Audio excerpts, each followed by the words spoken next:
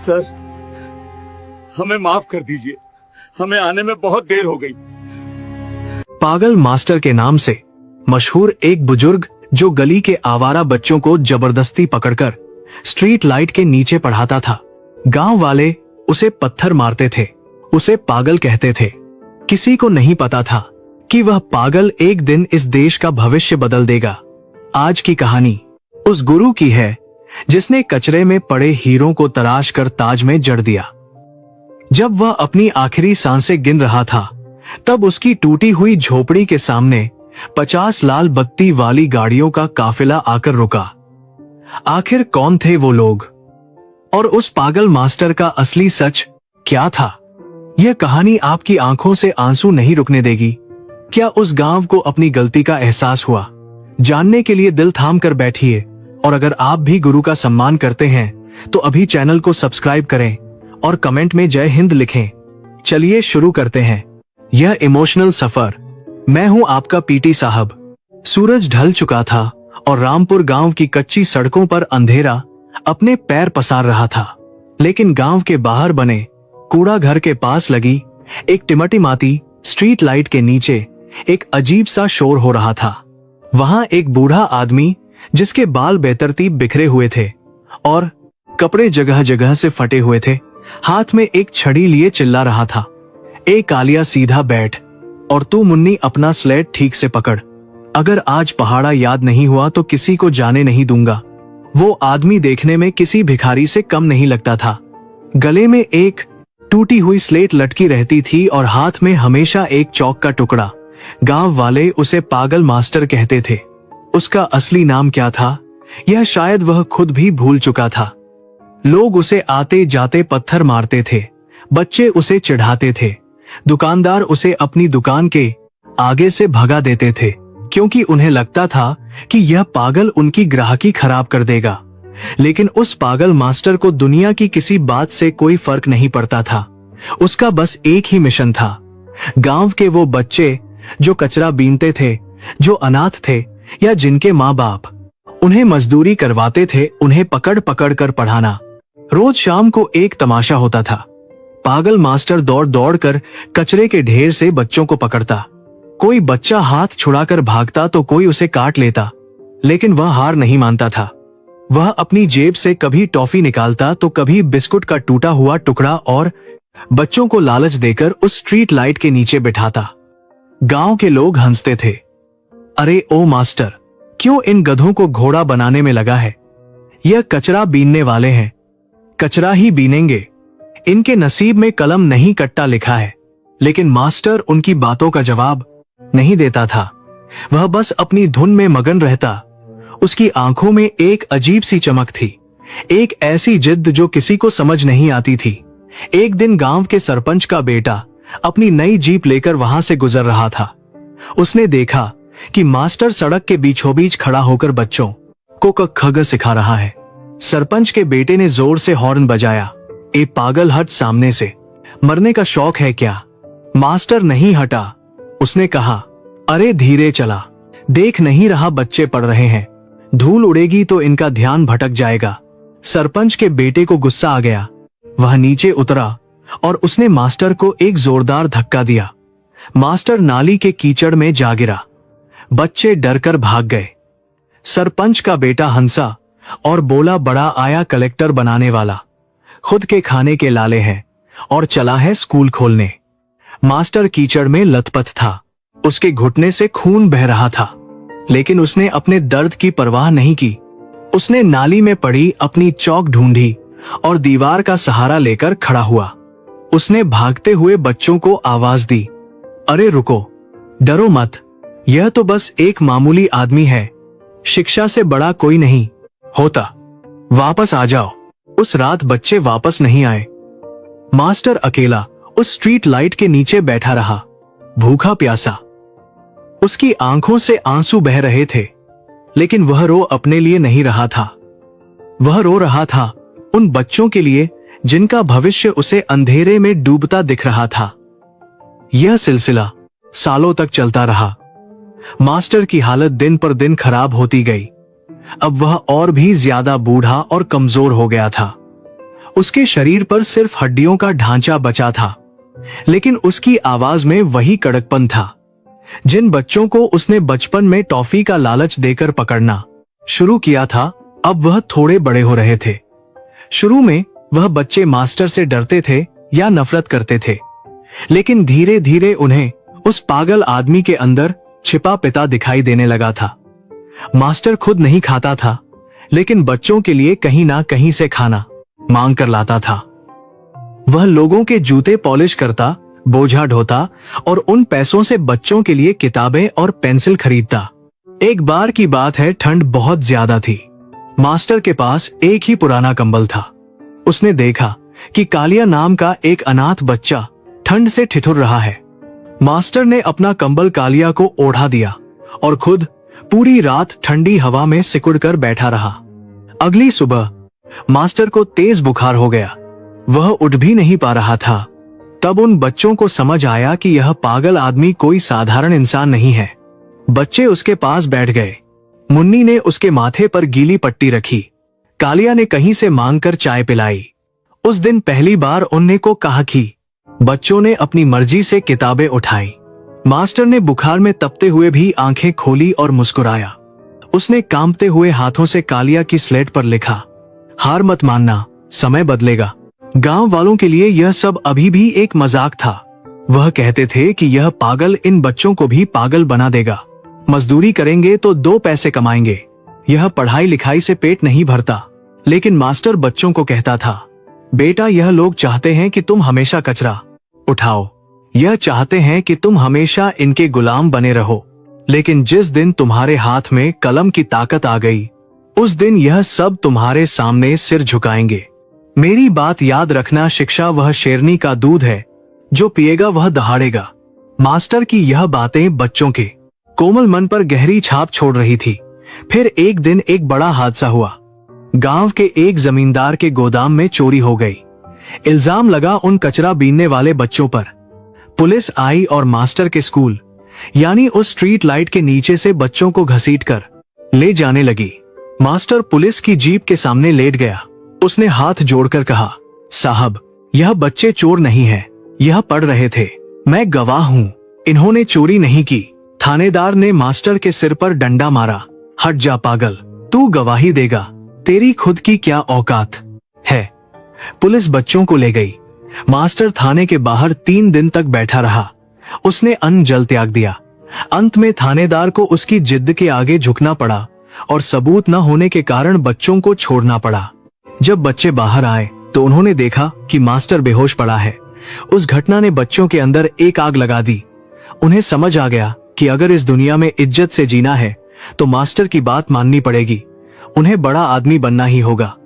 उस दिन के बाद से उन घटना बच्चों ने कचरा बीनना कम कर दिया और पढ़ाई में जान लगा दी। मास्टर उन्हें दिन रात पढ़ाता। गणित, विज्ञान, अंग्रेजी, इतिहास मास्टर को सब आता था, जैसे वह कोई चलता फिरता पुस्तकालय हो। लोग हैरान थे कि एक पागल को इतना सब कैसे पता, लेकिन कोई उसका अतीत नहीं जानता था। असल में वह पागल मास्टर कभी शहर के एक बड़े यूनिवर्सिटी का प्रोफेसर था। उसका नाम था प्रोफेसर दीनानाथ। एक सड़क हादसे में उसने अपने पत्नी और बच्चे को खो दिया था।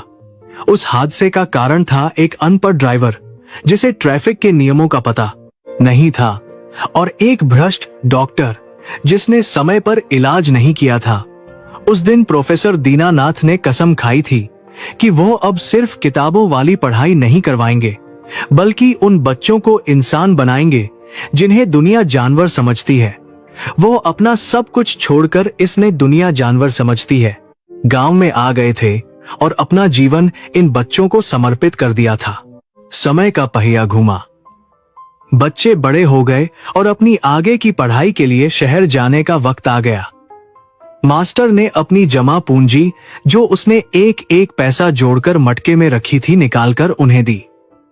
उसने रोते हुए कहा, जाओ, अब इस गांव में मत रुकना। जाओ और अपनी बात ही दुनिया बदलो, लेकिन वादा करो कि जिस दिन कुछ बन जाओगे उस दिन किसी गरीब का सहारा बनोगे। बच्चे रोते हुए मास्टर के पैर छूकर शहर चले गए। गांव वालों ने फिर ताना मारा। देखा, भगा दिया न बच्चों को, खा गया उनके पैसे। अब वह कभी नहीं लौटेंगे। मास्टर अब अकेला हो गया था। वह रोज उसी स्ट्रीट लाइट के नीचे बैठता और उन बच्चों की राह देखता। महीने बीते, साल बीते, कोई खबर नहीं आई। मास्टर अब बहुत बूढ़ा हो चुका था, चलना फिरना मुश्किल था। उसकी आंखें अब पथरा गई थी। गांव वाले अब उसे और ज्यादा सताने लगे थे। कोई उसकी झोपड़ी पर पत्थर फेंकता तो कोई उसे खाने के लिए बासी रोटी फेंक देता। लोग कहते, अरे बुढ़े मरता क्यों नहीं, क्यों धरती पर बोझ बना है। जिन बच्चों के लिए तूने अपनी जिंदगी बर्बाद की वह तुझे भूल गए। कोई नहीं आएगा, तू यहीं कीड़े मकोड़ों की तरह मरेगा। मास्टर सुनता और चुप रहता। उसे अपने बच्चों पर भरोसा था। वह जानता था कि बीज अगर सही बोया है तो पेड़ जरूर उगेगा। 20 साल गुजर गए। अब मास्टर की हालत ऐसी थी कि वह अपनी झोपड़ी से बाहर भी नहीं निकल पाता था। वह खाट पर पड़ा रहता, शरीर में कीड़े पड़ने का डर था। गांव के सरपंच ने फैसला किया कि यह पागल अब गांव की सुंदरता खराब कर रहा है, इसे उठाकर गांव के बाहर जंगल में फेंक दिया जाए। एक सुबह कुछ लोग लाठियां लेकर मास्टर की झोपड़ी पर पहुंचे। चलो रे बुढ़े, आज तेरा आखिरी दिन है, बहुत गंदगी फैला ली।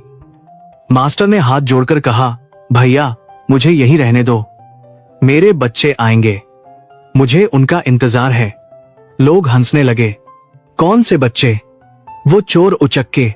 अरे वो तो कब के मर खप गए होंगे या जेल में होंगे। तुझे क्या लगता है वो लाट साहब बन गए होंगे? चल उठ। लोग उसे घसीटकर बाहर निकालने ही वाले थे कि तभी गांव की जमीन एक अजीब सी गड़गड़ाहट से हिलने लगी। आसमान में धूल का गुबार उठने लगा। लोगों ने रुक कर देखा। दूर सड़क से गाड़ियों का एक लंबा काफिला गांव की तरफ आ रहा था। सबसे आगे पुलिस की गाड़ियां थीं जिनके सायरन की आवाज से पूरा गांव गूंज उठा। उनके पीछे सफेद रंग की एम्बेसडर और बड़ी बड़ी एसयूवी गाड़ियां थीं। हर गाड़ी पर लाल और नीली बत्ती चमक रही थी। एक नहीं, दो नहीं, पूरी 50 गाड़ियों का काफिला था। गांव वाले डर गए। सरपंच घबरा गया। उसे लगा कि गांव में कोई बहुत बड़ा मंत्री या अधिकारी आ रहा है, शायद कोई रेड पड़ने वाली है। लोग मास्टर को वहीं छोड़कर सड़क के किनारे खड़े हो गए, हाथ जोड़ने लगे। काफिला तेजी से आगे बढ़ा और सरपंच के पक्के मकान के सामने नहीं रुका। वह आगे बढ़ा और सीधा उस गंदगी भरे कूड़ा घर के पास जाकर रुका जहां मास्टर की टूटी हुई झोपड़ी थी। गाड़ियों के रुकते ही ब्लैक कैट कमांडो बाहर निकले और उन्होंने घेरा बना लिया। गांव वाले फटी आंखों से देख रहे थे। यह क्या हो रहा है? इतने बड़े लोग इस पागल के पास क्यों आए हैं? सबसे पहली गाड़ी का दरवाजा खुला। एक लंबा चौड़ा आदमी जिसकी वर्दी पर अशोक स्तंभ और सितारे चमक रहे थे बाहर निकला। वह जिले का एसएसपी था। दूसरी गाड़ी से जिले का कलेक्टर उतरा, तीसरी गाड़ी से राज्य का शिक्षा मंत्री, चौथी गाड़ी से एक मशहूर सर्जन। एक के बाद एक 50 बड़े बड़े अधिकारी और नेता गाड़ियों से उतरे। उन सबके चेहरों पर एक अजीब सी बेचैनी थी। वह सब दौड़ते हुए उस टूटी झोपड़ी की तरफ भागे। एसएसपी साहब सबसे आगे थे। वह झोपड़ी के अंदर गए और उस खाट के पास घुटनों के बल बैठ गए जहां मास्टर पड़ा था। मास्टर ने धुंधली आंखों से देखा। उसे कुछ समझ नहीं आ रहा था। एसएसपी साहब ने अपनी टोपी उतारकर मास्टर के पैरों में रख दी और बच्चों की तरह फफक कर रो पड़े। मास्टर जी पहचानते नहीं? मैं कालिया हूं, आपका कालिया। आज मैं इस जिले का पुलिस कप्तान हूं। कलेक्टर साहब आगे आए और मास्टर के सूखे हुए हाथ अपने सिर पर रख लिए। गुरुजी, मैं मुन्नी हूं। आपने कहा था ना कि एक दिन यह दुनिया झुकेगी। देखिए, आज पूरा प्रशासन आपके कदमों में है। वो तीसरा लड़का जो अब एक बड़ा बिजनेसमैन था आगे आया और बोला, मास्टर जी देखिए, मैंने वादा निभाया। मैं अब भीख नहीं मांगता। मैं हजारों लोगों को नौकरी देता हूं। यह नजारा देखकर गांव वालों के पैरों तले जमीन खिसक गई। सरपंच के हाथ से लाठी छूटकर गिर गई। जिन बच्चों को वह कचरा समझते थे, आज वह देश चला रहे थे, और जिस आदमी को वह पागल कहते थे, वह इन सब का निर्माता था। मास्टर की आंखों से आंसुओं की धारा बह निकली। उसने कांपते हुए हाथ से एसएसपी कालिया के सिर को छुआ और टूटी हुई आवाज में बोला, आ गए तुम लोग। मुझे पता था तुम आओगे। मेरी तपस्या सफल हो गई। शिक्षा मंत्री बने उस छात्र ने गुस्से में पीछे मुड़कर गांव वालों की तरफ देखा। उसकी आंखों में अंगारे थे। उसने दहाड़ कर कहा, शर्म नहीं आती तुम लोगों को? जिस इंसान ने इस गांव को इतना बड़ा सम्मान दिया, तुमने उसे जानवरों की तरह रखा। अगर आज हमारे गुरु जी को एक खरोच भी आई होती तो मैं इस पूरे गांव को नक्शे से मिटा देता। तुम लोग जिसे पागल कहते हो, वह हम अनाथों का भगवान है। तुम लोगों ने हमें पत्थर मारे, हमें दुत्कारा, लेकिन इस आदमी ने हमें इंसान बनाया। सरपंच और बाकी गांव वाले सिर झुकाए, कांप रहे थे। उन्हें अपनी गलती का एहसास हो रहा था, लेकिन अब पछतावे का कोई फायदा नहीं था। मास्टर ने मंत्री का हाथ पकड़ा और धीरे से कहा, बेटा गुस्सा मत करो, इन्हें माफ कर दो। अज्ञानता सबसे बड़ा अंधेरा है। यह नहीं जानते थे कि यह क्या कर रहे हैं। देखो, आज मेरी जीत हुई है। आज शिक्षा जीती है, नफरत हारी है। मास्टर की यह बात सुनकर वहां मौजूद हर बड़े अधिकारी की आंखें नम हो गई। उन्होंने तुरंत डॉक्टरों की टीम को बुलाया। वहीं झोपड़ी के बाहर एक चलता फिरता आईसीयू बना दिया गया। मास्टर का इलाज शुरू हुआ। एसएसपी साहब ने खुद अपने हाथों से मास्टर को नहलाया। कलेक्टर बिटिया ने अपने हाथों से नए कपड़े पहनाए। जिस मास्टर को कल तक बासी रोटी भी नसीब नहीं थी, आज उसके सामने 56 भोग रखे थे। लेकिन मास्टर ने बस एक घूंट पानी मांगा और अपने बच्चों को एकटक देखते रहे। उस दिन गांव में एक अजीब सा उत्सव मना। वह 50 लाल बत्ती वाली गाड़ियां पूरी रात वहीं खड़ी रही। कोई भी अधिकारी वापस नहीं गया। सब अपने गुरु के चरणों में बैठे रहे। सुबह होते होते मास्टर की सांसें उखड़ सकती थी। उन्होंने सबको पास बुलाया। उनकी आवाज बहुत धीमी थी। उन्होंने कहा, मेरे बच्चों, मुझे अब जाना होगा। मेरा काम पूरा हो गया। बस एक बात याद रखना, कभी अपनी कुर्सी का घमंड मत करना। और जिस तरह मैंने तुम लोगों का हाथ थाम था, तुम भी किसी गरीब का हाथ थामना। इस देश में कोई बच्चा अनपढ़ नहीं रहना चाहिए। इतना कहकर उस पागल मास्टर ने एक गहरी सांस ली और हमेशा के लिए अपनी आंखें मूंद ली। वहां सन्नाटा छा गया। फिर एक चीख गूंजी, नहीं मास्टर जी, लेकिन वह जा चुके थे। एक राजा की तरह, एक विजेता की तरह। उनकी अंतिम यात्रा में ऐसा जनसैलाब उमड़ा जो किसी प्रधानमंत्री की यात्रा में भी नहीं देखा गया था। 50 लाल बत्ती वाली गाड़ियों ने सायरन बजाकर उन्हें सलामी दी। पुलिस के जवानों ने बंदूकें झुकाकर शोक सलामी दी। गांव का हर आदमी रो रहा था, अपनी करनी पर शर्मिंदा थे। उन्होंने एक देवता को नहीं पहचाना था। मास्टर के जाने के बाद उन 50 छात्रों ने मिलकर गांव में एक बहुत बड़ा स्कूल और कॉलेज बनवाया। उसका नाम रखा गया पागल मास्टर विद्या मंदिर। उस स्कूल के मुख्य द्वार पर मास्टर की एक आदमकद मूर्ति लगाई गई, जिसमें वह हाथ में छड़ी और गले में स्लेट लटकाए खड़े थे। नीचे लिखा था, एक पागल जिसने भविष्य लिख दिया।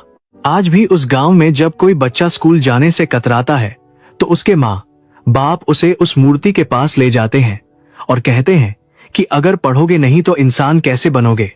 उस मास्टर ने साबित कर दिया कि शिक्षक साधारण नहीं होता। प्रलय और निर्माण उसकी गोद में पलते हैं। उसने कचरे के ढेर में पड़े बच्चों को उठाया और उन्हें आसमान का सितारा बना दिया। दोस्तों, यह कहानी हमें सिखाती है कि किसी के कपड़ों और हालात से उसकी औकात का अंदाजा मत लगाना। दुनिया जिसे पागल कहती है, अक्सर वही इतिहास रचता है। और एक सच्चा गुरु वही है जो अपने शिष्यों के लिए अपना सब कुछ मिटा दे।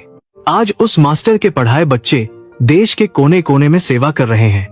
कोई मुफ्त इलाज कर रहा है तो कोई गरीब बच्चों की फीस भर रहा है। मास्टर जी का शरीर चला गया, लेकिन उनकी सोच आज भी जिंदा है। अगर आपकी जिंदगी में भी कोई ऐसा गुरु है जिसने आपको सही रास्ता दिखाया, तो इस वीडियो को लाइक जरूर करना और कमेंट में अपने गुरु का नाम लिखकर उन्हें सम्मान देना। क्या आपको लगता है कि गांव वालों को सजा मिलनी चाहिए थी या मास्टर जी की माफी सही थी? अपनी राय जरूर बताएं। याद रखिए, एक कलम में इतनी ताकत होती है कि वह तलवार को भी झुका सकती है। शिक्षा का दीप जलाते